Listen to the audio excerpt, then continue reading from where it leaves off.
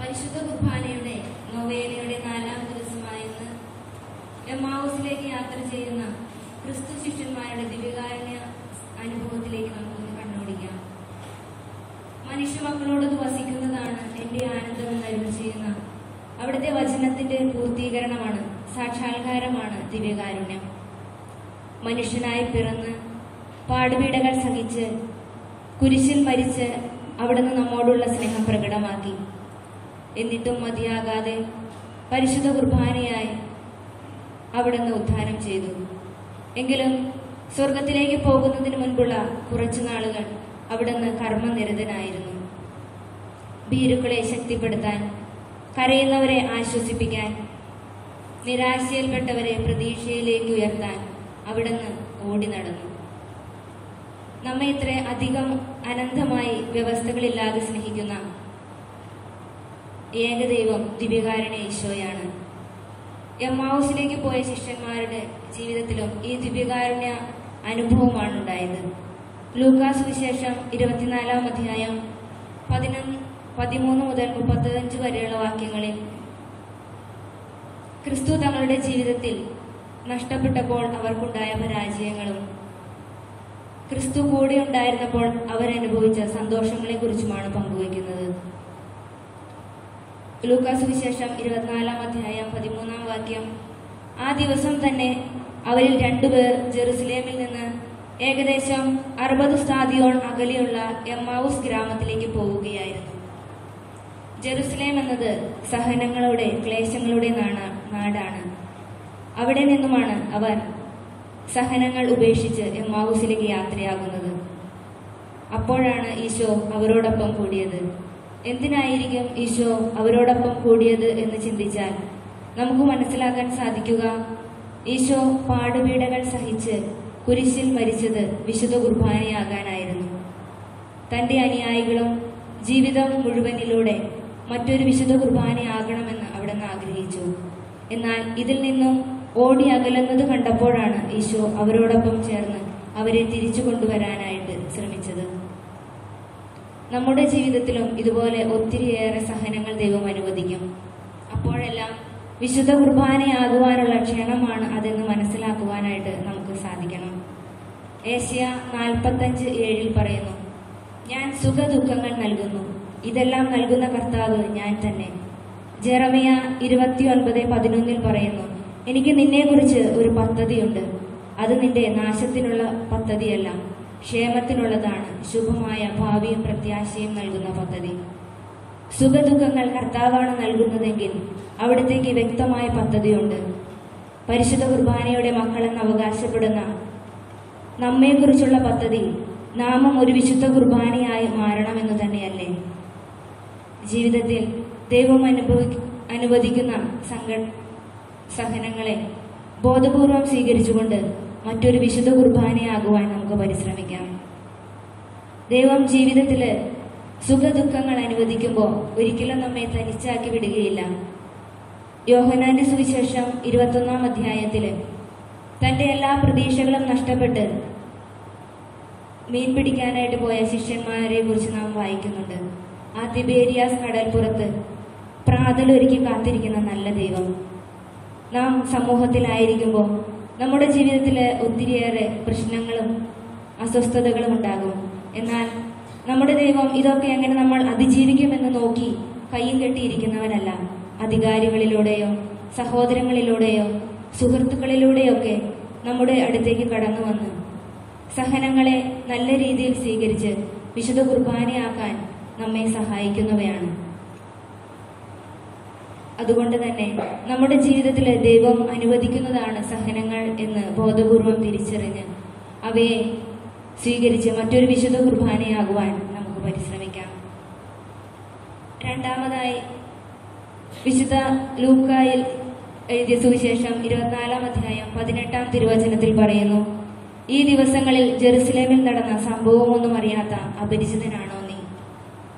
3 വർഷക്കാലം തന്റെ കൂടെ നടന്ന് പഠിപ്പിച്ച തന്റെ പ്രിയ ശിഷ്യർക്ക് യേശു ഇന്ന് അപരിചിതനാണ്. എന്തുകൊണ്ടായിരിക്കും യേശു അവർക്ക് അപരിചിതനായത്? കൂടെ നടന്ന് ഒത്തിരിയേറെ കാര്യങ്ങൾ പഠിപ്പിച്ചു കൊടുത്തിട്ടും അവരതെല്ലാം ഒരു ചെവിയിലൂടെ കേട്ട് മറു ചെവിയിലൂടെ പുറന്തള്ളി. അവരുടെ ഹൃദയത്തിലൊന്നും പ്രവേശിച്ചില്ല എന്ന് തന്നെയാണ് ഈ അപരിചിതത്തിന് കാരണം. അതിപരിചയം അപരിചിതത്തിലേക്ക് നയിക്കും. നമ്മെക്കുറിച്ച് ചിന്തിക്കുകയാണെങ്കിൽ നാം വളരെ ആഗ്രഹത്തോടുകൂടി സന്യാസത്തിലേക്ക് കടന്നു വന്ന് ഒത്തിരി ക്ലാസുകൾ കേട്ട് ഒത്തിരി കാര്യങ്ങൾ കണ്ടും കേട്ടും പഠിച്ച് മനസ്സിലാക്കി. പക്ഷേ കാലങ്ങൾ കഴിയുമ്പോൾ നമ്മുടെ പ്രാർത്ഥനാ ജീവിതത്തിൽ ഒരു വിരസത, മടുപ്പ്, ഒരു അപരിചിതത്വം ഇതൊക്കെ നമുക്ക് അനുഭവപ്പെടുന്നുണ്ടെങ്കിൽ ദൈവത്തിന്റെ ഈ വചനം നാം ഓർക്കണം. വിലാപം 3:22 കർത്താവിന്റെ സ്നേഹം ഒരിക്കലും അസ്തമിക്കുന്നില്ല, അവിടുത്തെ കാരുണ്യം അവസാനിക്കുന്നില്ല, ഓരോ പ്രഭാതത്തിലും അത് പുതിയതാണ്. നമ്മുടെ ജീവിതത്തിലേക്ക് ഓരോ പ്രഭാതത്തിലും പുതിയ സ്നേഹവുമായി കടന്നു വരുന്ന ദിവ്യകാരുണ്യ ഈശോയെ നമുക്ക് തിരിച്ചറിയാൻ കഴിഞ്ഞെങ്കിൽ മാത്രമേ അനുദിന ജീവിതത്തിലെ പതിവ് കൃത്യങ്ങളിൽ നമുക്ക് ഉണർവോടെ ഉന്മേഷത്തോടെ ആയിരിക്കുവാൻ സാധിക്കുകയുള്ളൂ. അതിനാൽ നമ്മുടെ കാഴ്ചകളെ ഉൾക്കാഴ്ചകളാക്കി മാറ്റണമേ എന്ന് നമുക്ക് ദൈവത്തോട് പ്രാർത്ഥിക്കാം. അടുത്തതായി ലൂക്കായുടെ സുവിശേഷം 24-ാം അധ്യായം 16-ാം തിരുവചനത്തിൽ പറയുന്നു, അവനെ തിരിച്ചറിയാൻ കഴിയാത്ത വിധം അവരുടെ കണ്ണുകൾ മൂടപ്പെട്ടിരുന്നു. അവരുടെ കണ്ണുകൾ മൂടപ്പെടാനുള്ള കാരണം ദൈവസാന്നിധ്യം അവർക്ക് നഷ്ടമായി എന്നുള്ളത് തന്നെയാണ്. ഒരുപക്ഷെ യേശുവിനെ ഇത്രയേറെ ഉപദ്രവിക്കാൻ കാരണമായവരെ കുറ്റം പറഞ്ഞോ വിമർശിച്ചോ ഒക്കെ അവർ നടന്നിട്ടുണ്ടാകും. എന്നാൽ യേശു സാന്നിധ്യത്തിൽ അവരുടെ കണ്ണുകൾ തുറക്കപ്പെട്ടു. അതെ, വിശുദ്ധ കുർബാന തുറവിയുടെ കൂദാശയാണ്. മനുഷ്യരായ നാം ഈ കാലം അത്രയും ജീവിക്കുമ്പോൾ നമ്മുടെ ജീവിതത്തിൽ അനുഭവപ്പെടുന്ന സാഹചര്യങ്ങൾ അനുസരിച്ച് പല മേഖലകളും നാം അറിഞ്ഞോ അറിയാതെയോ അടച്ചു പോകുന്നുണ്ട്.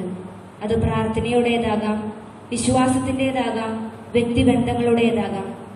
ഏതു മേഖല തന്നെ ആയിക്കോട്ടെ, അതെല്ലാം വിശുദ്ധ കുർബാനയുടെ മുൻപിൽ തുറന്നു വെച്ച് സൗഖ്യം സ്വീകരിച്ചെങ്കിൽ മാത്രമേ ഒരു നല്ല മനുഷ്യനായി, നന്മയുള്ള വ്യക്തിയായി നമുക്ക് ജീവിക്കാനായിട്ട് സാധിക്കുകയുള്ളൂ. ഇല്ലെങ്കിൽ ഫരിസേയരെയും സദുക്കായരെയും നോക്കി ഈശോ പറഞ്ഞതുപോലെ വെള്ളയടിച്ച കുഴിമാടങ്ങളെന്ന് നമ്മയെയും നോക്കി ഈശോയ്ക്ക് പറയേണ്ടി വരും. അതിനാൽ നാം ആയിരിക്കുന്ന അവസ്ഥയെ ദൈവത്തിരുമുൻപിൽ തുറന്നു വെച്ച് സൗഖ്യം സ്വീകരിച്ച് നന്മയുടെ വ്യക്തികളായി നമുക്ക് ജീവിക്കാം. ലൂക്കാ സുവിശേഷം 24-ാം അധ്യായം 30-ാം തിരുവചനം പറയുന്നു, അവൻ അപ്പമെടുത്ത് ആശീർവദിച്ച് മുറിച്ച് അവർക്ക് കൊടുത്തു. അപ്പോൾ അവരുടെ കണ്ണുകൾ തുറക്കപ്പെട്ടു, അവർ അവനെ തിരിച്ചറിഞ്ഞു. വിശുദ്ധ കുർബാന തിരിച്ചറിവിന്റെ കൂദാശയാണ്. സക്കേവൂസ് യേശുവിനെ തിരിച്ചറിഞ്ഞു. പാപിനിയായ സ്ത്രീ യേശുവിനെ തിരിച്ചറിഞ്ഞു. രോഗികൾ രോഗസൗഖ്യത്തിലൂടെ യേശുവിനെ തിരിച്ചറിഞ്ഞു. ഈശോ എനിക്ക് ആരാണ്, എൻ്റെ ജീവിതത്തിൽ അവിടുന്ന് ചെയ്ത കാര്യങ്ങൾ എന്തൊക്കെയാണ് എന്ന തിരിച്ചറിവ് നഷ്ടമാകുമ്പോഴല്ലേ നമ്മുടെ ജീവിതത്തിൽ പ്രശ്നങ്ങളും ബുദ്ധിമുട്ടുകളുമൊക്കെ ഉയർന്നു വരുന്നത്. ജീവിതത്തിൽ ഏതൊക്കെയോ സാഹചര്യങ്ങളിൽ ദൈവത്തിന്റെ സ്നേഹം, ദൈവത്തിന്റെ സാന്നിധ്യം തിരിച്ചറിഞ്ഞതുകൊണ്ട് മാത്രമാണ് നാം ഇന്ന് ഈ ദിവ്യകാരുണ്യ സന്നിധിയിലായിരിക്കുന്നത്. എന്നിട്ടും നമ്മുടെ ജീവിതത്തിൽ ഒരു പ്രശ്നമുണ്ടാകുമ്പോൾ, അസ്വസ്ഥതകൾ ഉണ്ടാകുമ്പോൾ പരാതിയും പരിഭവവുമായി നാം ഇന്ന് ഓടി നടക്കുന്നു. കണ്ടുമുട്ടുന്നവരോടൊക്കെ പരാതിയും പരിഭവവും നാം പങ്കുവെക്കുന്നു. ആരോടൊക്കെ നാം എന്തൊക്കെ പറഞ്ഞാലും അവർക്കൊക്കെ അവരുടെ ജീവിതാനുഭവങ്ങളിലൂടെ ഒത്തിരിയേറെ അറിവുകൾ നമ്മൾക്ക് പകർന്നു തരാൻ സാധിക്കും. എന്നാൽ അറിവുകളെ തിരിച്ചറിവുകളാക്കുവാൻ ദൈവത്തിന് മാത്രമേ സാധിക്കൂ. യോഹന്നാൻ സുവിശേഷം 15-ാം അധ്യായം 5-ാം തിരുവചനം പറയുന്നു, എന്നെ കൂടാതെ നിങ്ങൾക്ക് ഒന്നും ചെയ്യാൻ സാധിക്കുകയില്ല. ദൈവത്തിന്റെ ശക്തി ഉണ്ടെങ്കിൽ മാത്രമേ നമ്മൾക്ക് എന്തൊക്കെ അറിവുകളുണ്ടെങ്കിലും അത് തിരിച്ചറിവുകളാകാൻ സാധിക്കുകയുള്ളൂ. അറിവുകളെ തിരിച്ചറിവുകളാക്കി ദൈവത്തിങ്കിലേക്ക് തിരിച്ചു നടക്കാനുള്ള ധീരത നമുക്ക് ഓരോരുത്തർക്കും നൽകണമേ എന്ന് നമുക്ക് പ്രാർത്ഥിക്കാം. ലൂക്കാ സുവിശേഷം 24-ാം അധ്യായം 32-ാം തിരുവചനം, അവൻ വിശുദ്ധ ലിഖിതം വിശദീകരിച്ചുകൊണ്ട് നമ്മോട് സംസാരിച്ചപ്പോൾ നമ്മുടെ ഹൃദയം ജ്വലിച്ചിരുന്നില്ലേ? ജീവിതത്തിൽ നഷ്ടപ്പെട്ടു പോയ കൃപ നമുക്ക് തിരിച്ചു നൽകുന്ന കൂദാശയാണ് വിശുദ്ധ കുർബാന. ഇതുപോലെ തന്നെ വിശുദ്ധ ഗ്രന്ഥവും എത്രമാത്രം പ്രാധാന്യമുണ്ടെന്ന് ഈ വചനം സൂചിപ്പിക്കുന്നു. നാം ഒക്കെ കണ്ടും കേട്ടും അനുഭവിച്ചിട്ടുമുള്ള ഒരു കാര്യമുണ്ട്. കനൽക്കട്ടയോട് ചേർന്നിരിക്കുന്ന കരിക്കട്ട സ്വാഭാവികമായി തന്നെ ഒരു കനൽക്കട്ടയായി മാറും. ദിവ്യകാരുണ്യമാകുന്ന ഈ കനൽക്കട്ടയോട് ഏറ്റവും അടുത്ത് ജീവിക്കുന്നവരാണ് നാം. അങ്ങനെ ജീവിക്കുന്നവരാണെന്ന് അവകാശപ്പെടുന്നവരാണ് നാം. എങ്കിൽ ഈ കരിക്കട്ടയാകുന്ന നമ്മൾ ഈ കനൽക്കട്ടയോട് ചേർന്നിരുന്ന് എന്തുമാത്രം ജ്വലിക്കേണ്ടവരാണ്. ഈ മഹാമാരിയുടെ മുൻപിൽ ലോകം മുട്ടുകുത്തുമ്പോൾ ഈ കനൽക്കട്ടയാകുന്ന ദിവ്യകാരുണ്യ ഈശോയുടെ സന്നിധിയിലായിരുന്നു നമ്മുടെ ഹൃദയത്തെ ജ്വലിപ്പിച്ച് ആ ജ്വലനത്തിന്റെ പ്രകാശകിരണങ്ങൾ ലോകം മുഴുവൻ പ്രകാശിപ്പിക്കുവാൻ, വിതറുവാൻ കടപ്പെട്ടവരാണെന്ന കാര്യം നമുക്ക് മറക്കാതിരിക്കാം. അവസാനമായി വിശുദ്ധ ലൂക്കാ സുവിശേഷം 24-ാം അധ്യായം 33-ാം തിരുവചനം, അവർ അപ്പോൾ തന്നെ എഴുന്നേറ്റ് ജെറുസലേമിലേക്ക് തിരിച്ചുപോയി. വിശുദ്ധ കുർബാന തിരിച്ചു വരവിന് നമ്മെ സഹായിക്കുന്ന ഒരു കൂദാശയാണ്. നാം കണ്ണാടിയിൽ നമ്മെ കാണുന്നത് പോലെ ദിവ്യകാരുണ്യ ഈശോയാകുന്ന ദർപ്പണത്തിൽ നമ്മെ തന്നെ നോക്കിക്കാണുവാൻ, നമ്മുടെ കുറവുകളും പോരായ്മകളും മനസ്സിലാക്കുവാൻ, ദൈവത്തിങ്കിലേക്ക് തിരിച്ചു നടക്കുവാൻ വിശുദ്ധ കുർബാന നമ്മെ സഹായിക്കുന്നു. നമ്മുടെ പോരായ്മകളും കുറവുകളും കണ്ട് നമ്മെ ഉപേക്ഷിക്കുന്നവനല്ല നമ്മുടെ ദൈവം. ധൂർത്തപുത്രന് വേണ്ടി കാത്തിരുന്ന് അവനെ സ്വീകരിച്ചതുപോലെ നമ്മൾക്ക് ഓരോരുത്തർക്കുമായി കാത്തിരിക്കുന്ന നല്ല ദൈവമാണ് ദിവ്യകാരുണ്യ ഈശോ. ചുരുക്കത്തിൽ, സഹനങ്ങളെ അവൻ അനുവദിക്കുന്നുണ്ടെങ്കിൽ അത് വിശുദ്ധ കുർബാനയാകാനുള്ള വിളിയാണെന്ന് മനസ്സിലാക്കി, അറിവുകളെ തിരിച്ചറിവുകളാക്കി ദൈവത്തിങ്കിലേക്ക് ധീരതയോടെ നടന്നെടുക്കുവാൻ വേണ്ട കൃപ തരണമേ എന്ന പ്രാർത്ഥനയോടെ നമുക്ക് ആരാധനയിലേക്ക് പ്രവേശിക്കാം. എൻ്റെ ഈശോയെ, അങ്ങ് വിശുദ്ധ കുർബാനയിൽ എഴുന്നള്ളിയിരിക്കുന്നുവെന്ന് ഞാൻ വിശ്വസിക്കുന്നു. അങ്ങയെ ഞാൻ ആരാധിക്കുന്നു. എന്റെ പൂർണ്ണ ഹൃദയത്തോടെ സ്നേഹിക്കുന്നു. അങ്ങയെ കൈക്കൊള്ളുവാൻ ഞാൻ ആഗ്രഹിക്കുന്നു. എന്റെ ഹൃദയത്തിൽ എഴുന്നള്ളി വരണമേ. മാധുര്യവാനായ ഈശോയെ, എന്റെ സ്നേഹമേ, എന്റെ ഭാഗ്യമേ, എന്റെ ആയുസ്സേ, എഴുന്നള്ളി വരണമേ. അവിടുന്ന് ഇപ്പോൾ എന്റെ ഹൃദയത്തിൽ എഴുന്നള്ളി വന്നതുപോലെ അങ്ങയെ ഞാൻ സ്വീകരിച്ച് ആരാധിക്കുന്നു. എന്റെ ആത്മാവിനെയും ശരീരത്തെയും അങ്ങേക്ക് ഞാൻ സമർപ്പിക്കുന്നു. എന്റെ ദൈവമായ ഈശോയെ, എല്ലാറ്റിലും അധികമായി അങ്ങയെ ഞാൻ സ്നേഹിക്കുന്നു. എന്റെ കർത്താവെ, അങ്ങയെ സ്നേഹിക്കുവാനും അങ്ങയെ സ്നേഹത്തിന്റെ ഒരടിമയായി ജീവിക്കുവാനും ആഗ്രഹിക്കുന്ന എന്റെ പാവപ്പെട്ട ഹൃദയത്തെ അങ്ങയിലേക്ക് ആകർഷിക്കണമേ. ഇന്നു മുതൽ അനുഗ്രഹം നിറഞ്ഞ അങ്ങേ തൃക്കരങ്ങളിൽ എന്റെ ആത്മാവിനെയും ശരീരത്തെയും ആഗ്രഹങ്ങളെയും പ്രതീക്ഷകളെയും ഞാൻ സമർപ്പിക്കുന്നു. എന്റെ ഈശോയെ, എന്നെ സ്വീകരിച്ച് അങ്ങേ തിരുമനസ്സുപോലെ എന്നെ നയിക്കണമേ. അങ്ങേ നിയന്ത്രണത്തിൽ ഞാൻ ഒരിക്കലും ആവലാതി പറയുകയില്ല. എന്തുകൊണ്ടെന്നാൽ അവിടുന്ന് നൽകുന്നതെല്ലാം അങ്ങേ സ്നേഹം നിറഞ്ഞ ദിവ്യഹൃദയത്തിൽ നിന്ന് പുറപ്പെടുന്നവയാകൊണ്ട് അവയെല്ലാം എന്റെ നന്മയ്ക്കാണെന്ന് ഞാൻ വിശ്വസിക്കുന്നു. അവിടുത്തെ തിരുമനസ്സിനോട് പരിപൂർണമായി യോജിച്ച് എല്ലാം സ്വീകരിക്കുവാൻ എനിക്ക് കഴിഞ്ഞെങ്കിൽ മതിയായിരുന്നു. അങ്ങ് തിരുമനസ്സാകുന്നതെല്ലാം ഈ ജീവിതത്തിലും നിത്യകാലവും ഞാൻ അനുസരിച്ചു കൊള്ളാം. അങ്ങയോടൊരുമിച്ച് ജീവിക്കുവാനും മരിക്കുവാനും ഞാൻ മനസ്സായിരിക്കുന്നു. അങ്ങേ ഇഷ്ടം എന്റെ ഇഷ്ടവും അങ്ങേ ആഗ്രഹങ്ങൾ എന്റെ ആഗ്രഹങ്ങളുമാകട്ടെ. എന്റെ ദൈവമേ, എന്നെ സഹായിക്കണമേ. ഇന്നു മുതൽ അവിടത്തേക്കായി മാത്രം ജീവിപ്പാനും അങ്ങ് തിരുമനസ്സാകുന്നത് മാത്രം മനസ്സാകുവാനും സ്നേഹാർഹമായ അങ്ങേ തിരുമനസ്സിനെ മാത്രം സ്നേഹിപ്പാനും എനിക്ക് അനുഗ്രഹം നൽകണമേ. നീതി നിറഞ്ഞതും ഔന്നത്യമേറിയതും സ്നേഹത്തിന് യോഗ്യമായതുമായ ദൈവ തിരുമനസ് എന്നെന്നും നിറവേറട്ടെ, മഹത്വപ്പെടട്ടെ. ഓ ദൈവ തിരുമനസ്സേ, എന്റെ സ്നേഹമായിരിക്കണമേ. പരിശുദ്ധ പരമ ദിവ്യകാരുണ്യത്തിന് പരിശുദ്ധ പരമ ദിവ്യകാരുണ്യത്തിന് പരിശുദ്ധ പരമ ദിവ്യകാരുണ്യത്തിന്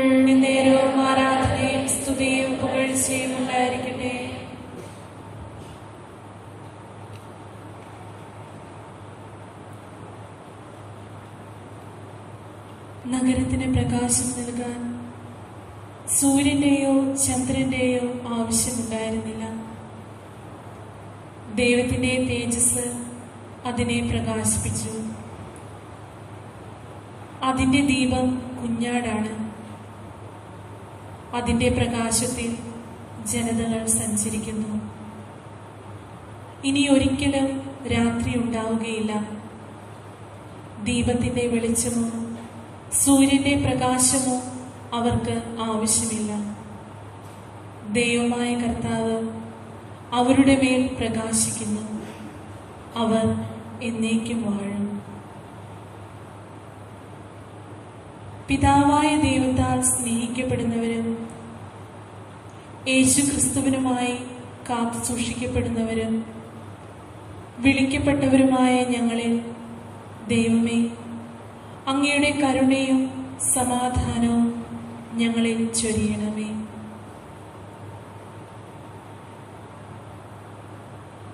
ദൈവം നമ്മുടെ ഹൃദയത്തെക്കാൾ വലിയവനും എല്ലാം അറിയുന്നവനുമാകിയാൽ അവിടുത്തെ സന്നിധിയിൽ ഞാൻ സമാധാനവും സന്തോഷവും കണ്ടെത്തും. കർത്താവേ, അങ്ങയ്ക്ക് തുല്യനായി ആരാണ് ഈ ഭൂമിയിൽ എനിക്കുള്ളത്?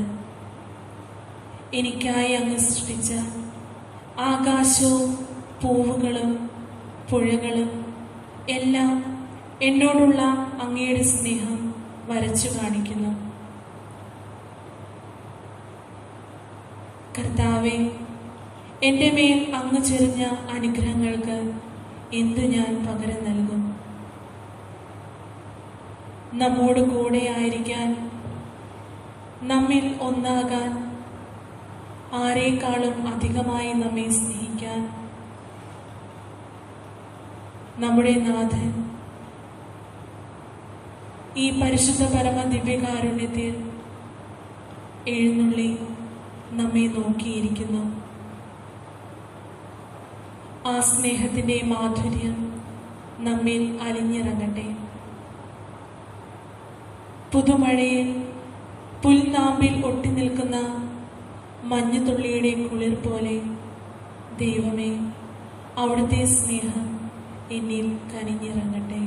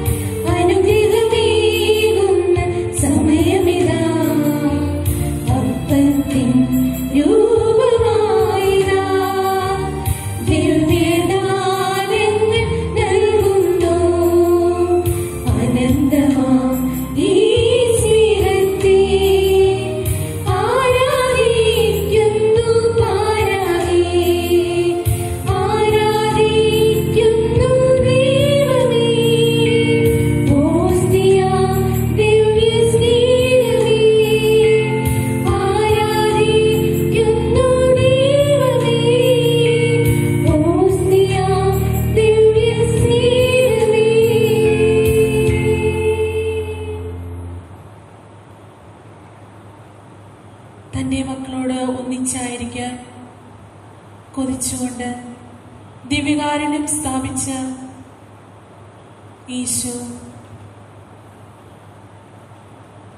അനുഗ്രഹങ്ങൾ യാചിച്ചുകൊണ്ട് ദൈവത്തിന്റെ തിരുസന്നിധിയിൽ നമുക്കായിരിക്കാം.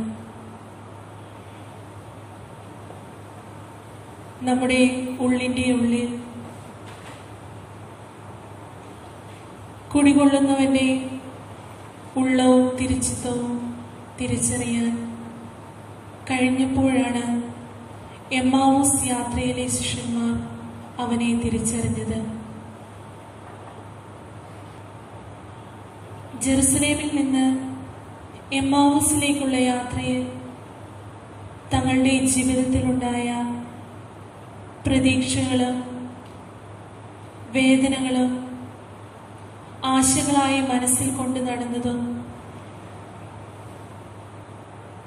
ജീവിതത്തിലുണ്ടായതും പറഞ്ഞു പോകവേ കൂടെ നടന്നിട്ടും അറിയാതെ പോയ വേളയിൽ ആ ദൈവം വചനത്താൽ അവർക്ക് വെളിച്ചം നൽകി, കൂടെ ചേർത്ത് നിർത്തി. കടലിലെ ജലം വറ്റിക്കാൻ സാധിക്കാത്ത ഒന്നാണ്.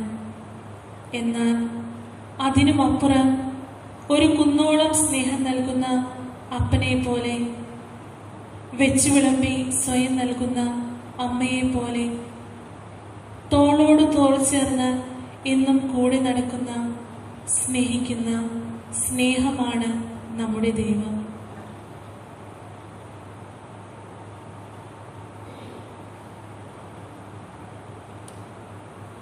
എമ്മാവൂസിലേക്കുള്ള യാത്രയിൽ അവർ തങ്ങളുടെ സംസാരവും വാദിക്കലുമായി നടന്നു പോകുമ്പോൾ യേശു അവരുടെ അടുത്തെത്തി അവരോടൊപ്പം യാത്ര ചെയ്തു. ഒരു വേള നമ്മുടെ ഹൃദയം കലങ്ങിയാൽ മുന്നോട്ട് പോകാനാവാതെ ജീവിതത്തിന് മുൻപിൽ പകച്ചു നിന്നാൽ ദിവ്യകാരുണ്യത്തിൽ വഴിക്കണ്ണുമായി നമ്മെ കാത്തിരിക്കുന്ന നാഥൻ നമുക്കുണ്ട്. അത് ചിലപ്പോൾ നാം ഇന്നുവരെ കണ്ടിട്ടില്ലാത്ത വ്യക്തികളിലൂടെ ആവാം, ഒരു പുഞ്ചിരിയുടെ നോട്ടത്തിലൂടെ ആവാം, ഒരു വചനത്തിലൂടെ ആവാം. നമ്മുടെ ജീവിതത്തിൽ അവൻ ഇടപെടും. അവർ എത്തേണ്ടിയിരുന്ന ഗ്രാമത്തോടടുത്തു. അവനാകട്ടെ യാത്ര തുടരുകയാണെന്ന് ഭാവിച്ചു. അവർ അവനെ നിർബന്ധിച്ച് കൊണ്ടു പറഞ്ഞു, ഞങ്ങളോട് കൂടെ താമസിക്കുക.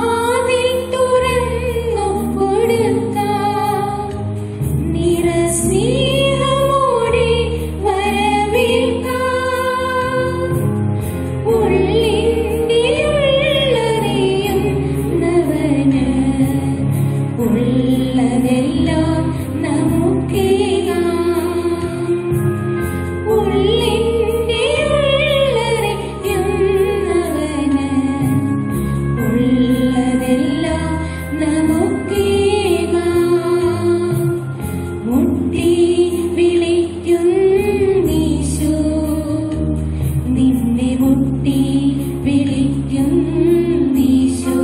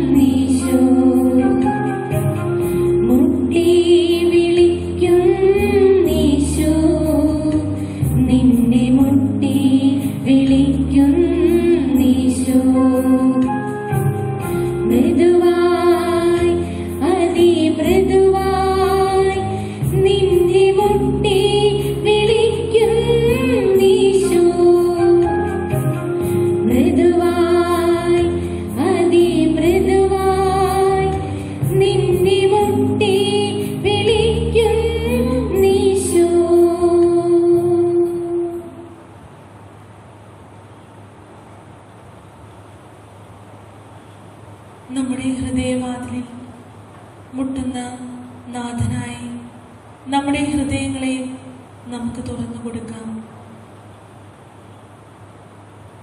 നാഥ, ഞങ്ങളോട് കൂടെ താമസിക്കുക. നേരം വൈകുന്നു, പകൽ അസ്തമിക്കാറായി.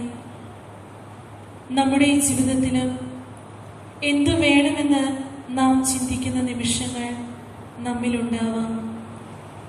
അപ്പോൾ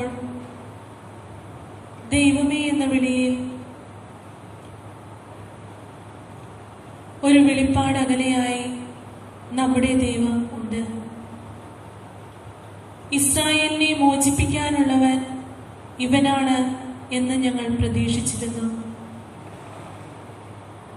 പ്രതീക്ഷകൾ അസ്തമിച്ച് ഞങ്ങളുടെ മുൻപേ നടന്നവൻ ഇനി കൂടെയില്ല എന്ന് പറഞ്ഞവരോട് ക്രിസ്തു ഇതെല്ലാം സഹിച്ച് മഹത്വത്തിലേക്ക് പ്രവേശിക്കേണ്ടിയിരുന്നില്ലേ?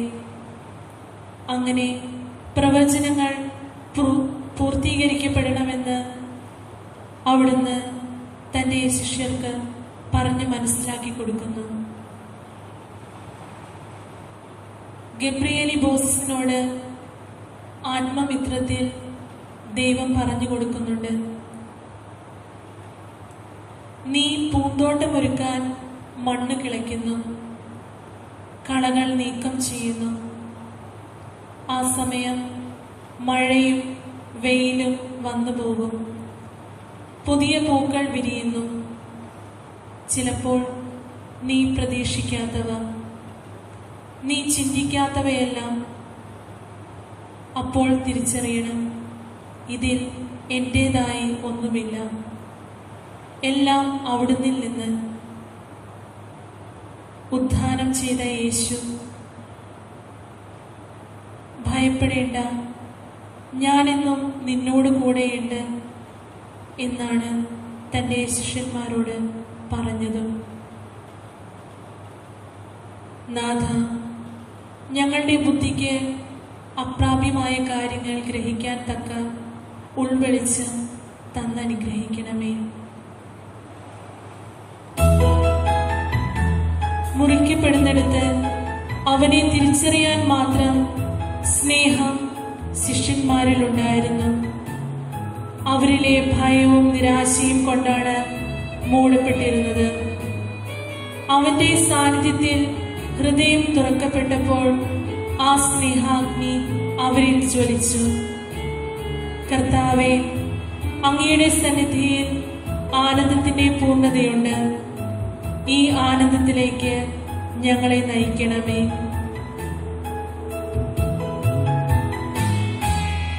ഈശോയേ, നീ എന്നെ സ്നേഹിച്ചു, സ്നേഹിച്ചെന്നും സ്നേഹമാക്കേണമേ.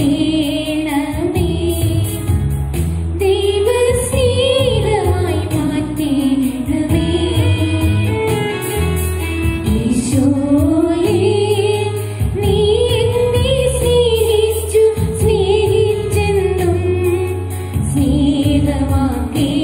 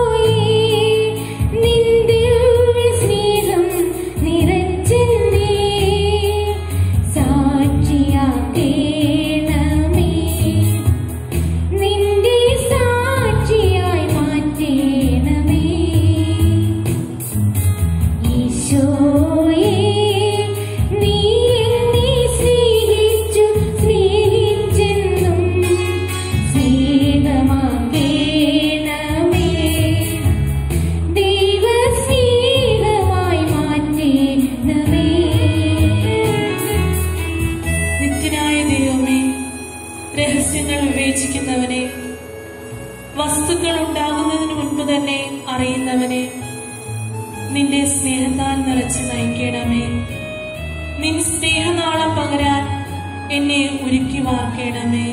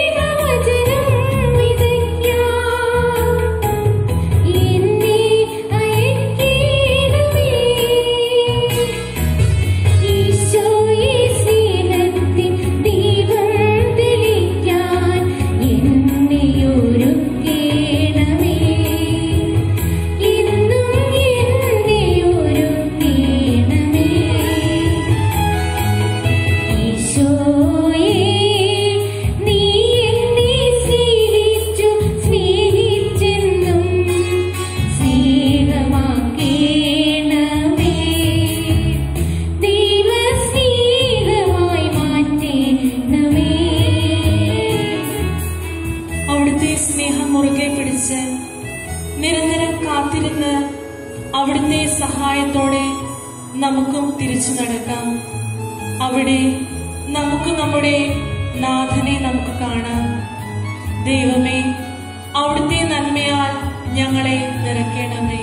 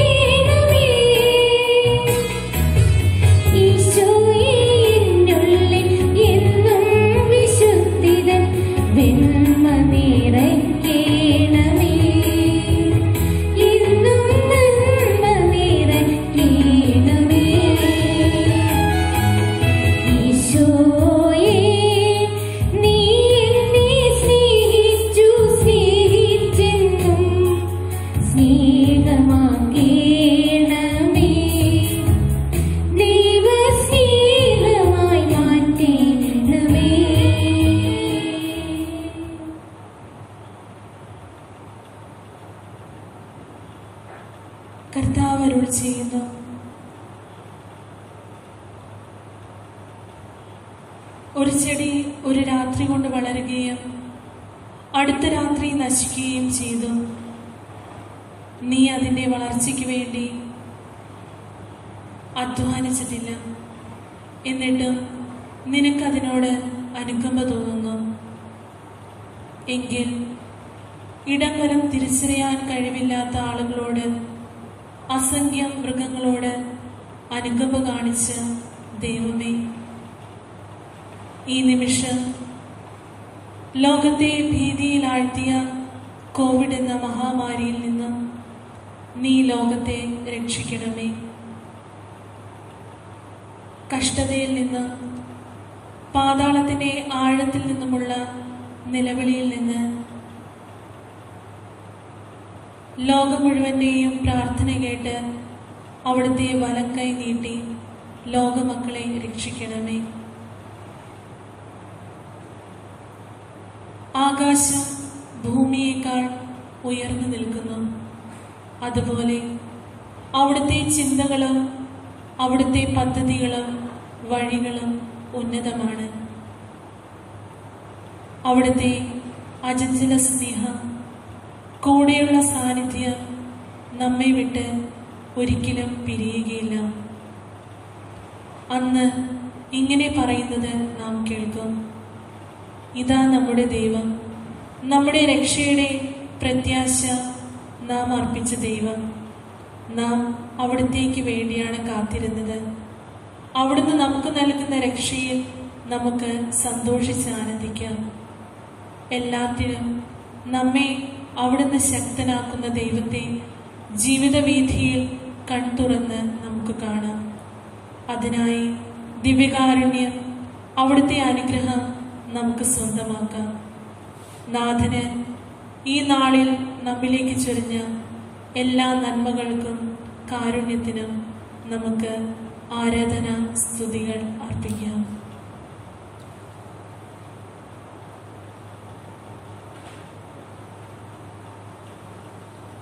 വിശുദ്ധ കുർബാനയുടെ തിരുനാളിന് ഒരുക്കമായുള്ള നൊവേന. പരിശുദ്ധാത്മാവെ എഴുന്നള്ളി വരണമേ, അങ്ങേ ദാനങ്ങൾ നൽകി ഞങ്ങളെ വിശ്വാസത്തിൽ ഉറപ്പിക്കണമേ.